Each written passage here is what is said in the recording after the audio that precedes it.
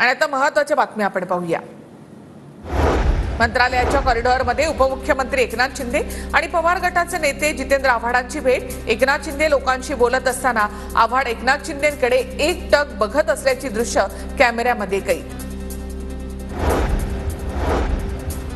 मुंबईमध्ये भाजपच्या सक्रिय सदस्य नोंदणीला सुरुवात। सदस्य नोंदणीचा दुसरा टप्पा आजपासून सुरू। देवेंद्र फडणवीसांकडून सक्रिय सदस्य म्हणून सर्वप्रथम अर्ज दाखल। नंदुरबार रेल्वे स्थानकावर सीसीटीव्ही कॅमेरा नसल्यामुळे पणन मंत्री जयकुमार रावल संतापले।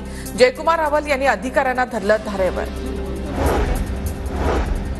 देवनार डम्पिंग ग्राउंडची जागा धारावी पुनर्विकास प्रकल्पासाठी अदानी समूहाला सफाई करून दिली जाणार। आदित्य ठाकरेंच्या आरोपांवर पालिका आयुक्त भूषण गगराणी यांच्याकडून स्पष्टीकरण। पश्चिम रेल्वेवरील फास्ट मार्गावर वाहतूक काही काळानंतर सुरळीत। पश्चिम रेल्वेच्या जनसंपर्क अधिकाऱ्यांची माहिती। नागपुरात 6 तारखेला होणाऱ्या भारत इंग्लंड सामन्यासाठी नागपूर पोलीस सज्ज। वाहतूक कोंडी टाळण्यासाठी वाहतूक पोलिसांचा ॲक्शन प्लॅन। 550 वाहतूक पोलीस तैनात असतील।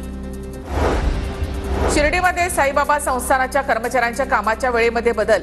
पहाटे 4 ऐवजी आता सकाळी 6 वाजता कर्मचाऱ्यांची ड्युटी सुरू होणार। दुहेरी हत्या प्रकरणानंतर साई संस्थानाचं मोठं पाऊल। भारतीय रेल्वेमध्ये होणार मेगा भरती। रेल्वेमध्ये ग्रुप डी साठी 32,000 कर्मचाऱ्यांची भरती होणार।